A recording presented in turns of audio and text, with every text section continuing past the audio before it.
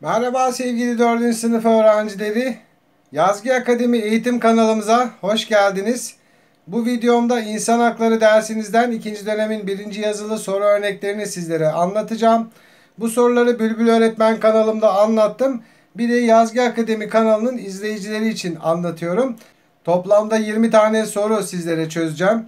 İsterseniz her sorudan önce videoyu durdurup kendi cevaplarınızı yapın. Daha sonra benim cevaplarımla karşılaştırırsınız. Böylece doğru mu yanlış mı kontrol etmiş olursunuz. Kanalımıza abone olursanız çok sevinirim. Birinci soruyu okuyalım. Yandaki şemada insani değerler verilmiştir. Soru işaretiyle belirtilen kısma hangisi yazılamaz? Neler verilmiş? Dayanışma, kardeşlik, adalet, dostluk var. Yardımlaşma yazılır buraya. Hoşgörü de yazılır. Eşitlik de yazılır. Ama bencillik güzel bir davranış değil. O yüzden C şıkkını işaretleyelim. Ne demek bencillik? Hep kendini düşünmek, başkalarının düşüncelerini, görüşlerini hiç önemsememek demek. Hep kendi istedikleri olsun demek. O da güzel bir davranış değil zaten. 2. Aşağıdakilerden hangisi birlikte yaşam kültürüne sahip bireylerin davranışlarından biri değildir? Uzlaşıya açık olur. Evet, güzel bir davranış. Empati yaparlar. Bu da güzel bir davranış. Empati ne demek? Yeri gelmişken söyleyelim. Herhangi bir durumda kendimizi karşımızdaki insanın yerine koyabilmek, onun düşünceleri gibi düşünebilmek, onun düşüncelerini önemsemek, buna empati diyoruz. Ortak kararlara uyarlar. Bu da güzel bir davranış. İnatçıdırlar diyor. Bu uygun bir davranış değil. O yüzden D şıkkını işaretledik. Üçüncü sorumuz. Okula kayıt yaptıran her öğrencinin bir kısım hakları vardır. Aşağıdakilerden hangisi bu haklardan biri olamaz? Okul kütüphanesinden yararlanmak, evet, olabilir. Eğitim öğretim imkanlarından yararlanmak, bu da olabilir. Okul bahçesinden yararlanmak, evet. Okula istediği zaman gelmek, bu güzel bir davranış değil. Zaten okulun kurallarını bozmak demek bu. Ve D şıkkını işaretledik. 4. Kurallar niçin konulmuştur? İnsanlardan korunmamız için. Bu uygun değil. İşimize gelen kurallara uyup işimize gelmeyenlere uymamak için. Bu da güzel bir şey değil.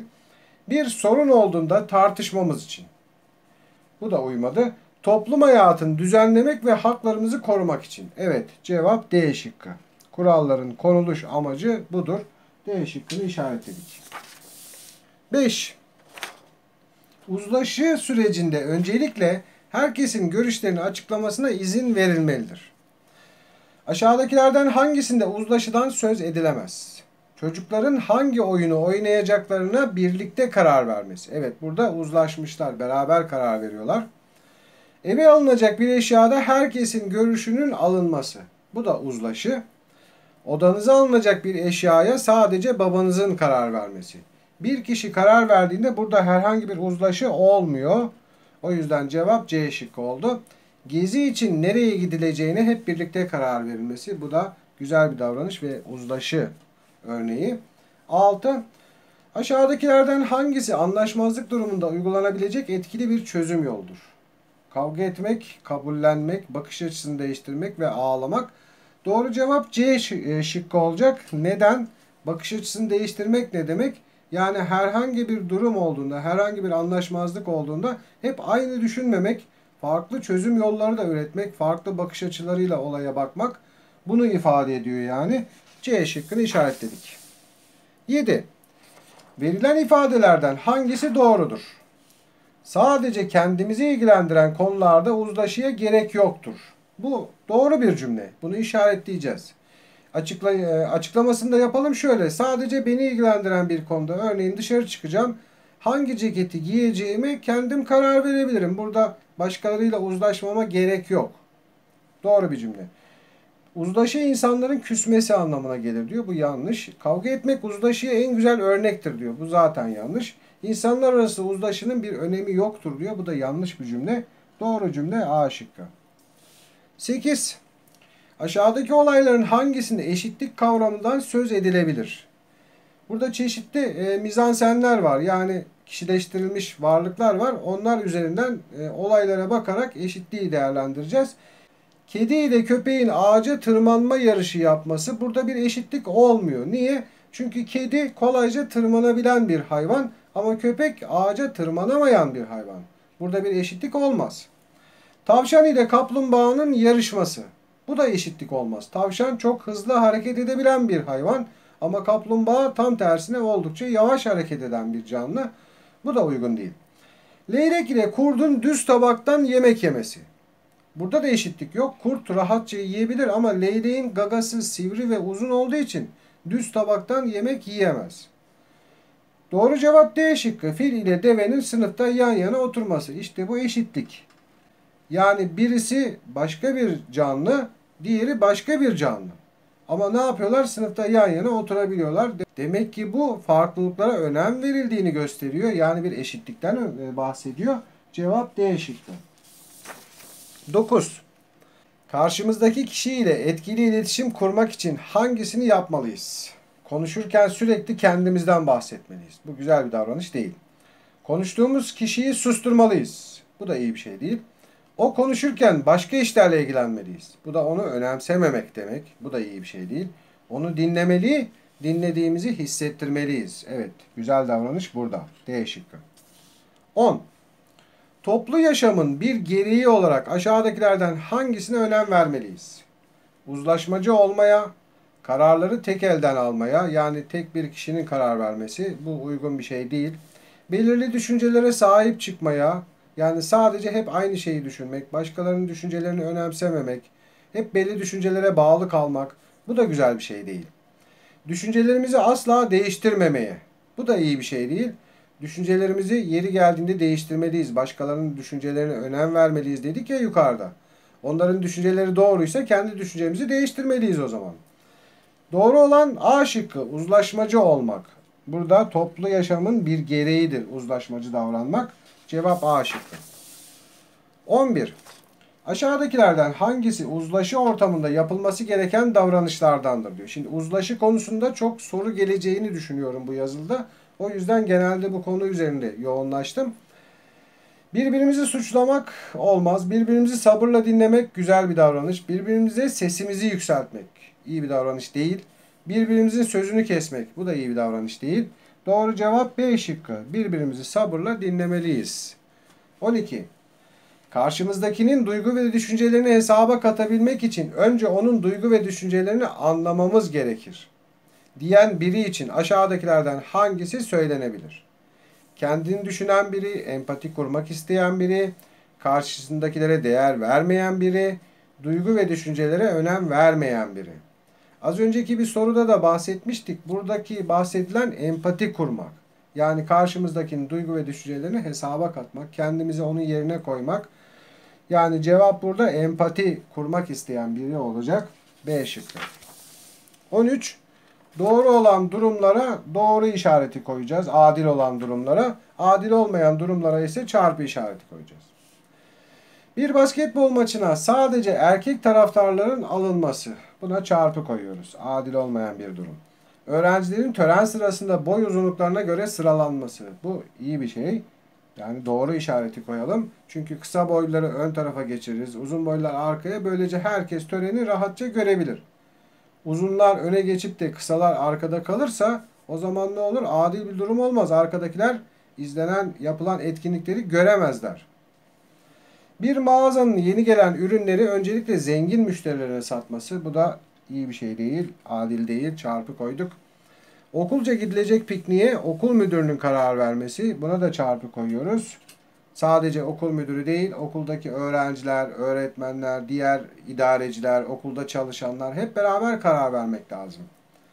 Öğretmen Ebru Hanım'ın iyi not alan öğrencilerine hediye alması. Buna da çarpı koyuyoruz. Sadece iyi not alan öğrencilere hediye almak adil bir davranış olmaz. O yüzden çarpı koyduk. Ve ne yapalım? Diğer soruya bakalım. 14. Uzlaşabilmek insanlığın en önemli erdemlerinden biridir. Uzlaşmanın önündeki en büyük engel aşağıdakilerden hangisidir diyor. Hoşgörülü davranmak, saygılı olmak, şiddete başvurmamak, ön yargılı olmak. En büyük engel ön yargılı olmaktır. Ne demek ön yargılı olmak? Bir örnek verelim. Örneğin sınıfımıza yeni bir öğrenci geldi. Biz onu henüz hiç tanımıyoruz. Onun hakkında bazı kararlar veriyoruz. Arkadaşlarımızla konuşuyoruz. İşte Ben bu çocuğu sevmedim. İşte çok somurtkan davranıyor. Ama daha tanımıyoruz ki, değil mi? Onun hakkında böyle çeşitli görüşler öne sürmek ön yargı demek yani. Bu iyi bir şey değil. 15.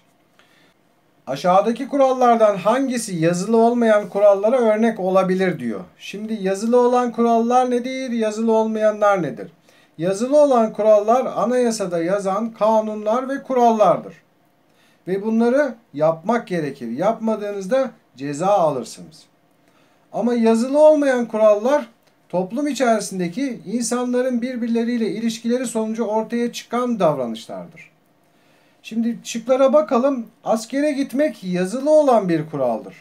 Yani Türkiye'de belli bir yaşa gelen erkekler askere gitmek zorundadır. Eğer gitmezlerse ceza alırlar. Vergi vermek de aynı şekilde yazılı olan bir kuraldır. Anayasaya uymak, evet, anayasadaki kanunlara, kurallara uymak gerekir. Eğer uymazsanız ne olur? Ceza alırsınız. Verilen sözü tutmak ise yazılı olmayan kurallardandır. Toplum içerisindeki ilişkilerde ortaya çıkmıştır. Ha, güzel bir davranıştır. Bunu yapmak gerekir ama bunu yapmadığınızda karşılığında bir ceza olmaz. Sadece toplum tarafından dışlanırsınız. Hoş görülmezsiniz yani. Verdiğiniz sözü tutmazsanız.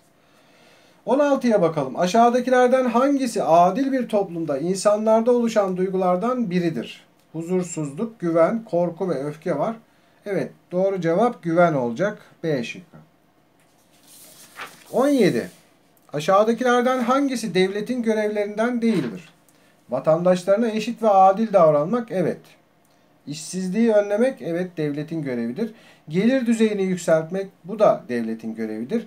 Aile bütçesini ayarlamak, bu devletin görevleri arasında değildir. Çünkü aile bütçesini ayarlamak o ailedeki kişilerin yapacağı bir iştir. 18. Aşağıdakilerden hangisi uzlaşı sürecine katkı sağlayan unsurlardan değildir? Saygılı olmak, açık fikirli olmak, işbirliğine açık olmak, sabit fikirli olmak. Evet, doğru cevap D şıkkı. Sabit fikirli olmak ne demek? Hep aynı fikri düşünmek, hep aynı fikirde kalmak, başka fikirlere açık olmamak, başkalarının düşüncelerine önem vermemek, hep aynı söylediğini söylemek yani. Biraz inatçılığa da giriyor aslında. Bu iyi bir davranış değil. O yüzden D şıkkını işaretledik. 19. Aşağıdakilerden hangisi yanlıştır? A. Bütün insanların yaşama hakkı vardır. Doğru. Hiç kimse sınırsız hak ve özgürlüğe sahip değildir. Bu da doğru. İnsanlar diğer canlılara zarar verebilir. İşte bu yanlış.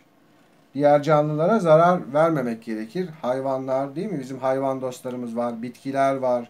Onlara zarar vermemek gerekir. Bu iyi bir şey değil. Hem yazılı hem de yazılı olmayan kurallar vardır. Bu da doğru. 20. Aşağıdakilerden hangisi çocukların sorumluluklarından değildir? Odasını düzenli tutmak, evet. Okula zamanında gitmek, evet. Bir işte çalışmak, hayır. O zaman C şıkkını işaretleyelim. Çünkü çocukların bir işte çalışma sorumluluğu yoktur. Çocuklar zaten okul çağındadır. Okullarına gitmekle sorumludurlar. Diğer evde işte odasını düzenlemek, annesine babasına yardım etmek bunlar. Ama bir işte çalışıp para kazanmak bu çocukların sorumluluğu değil.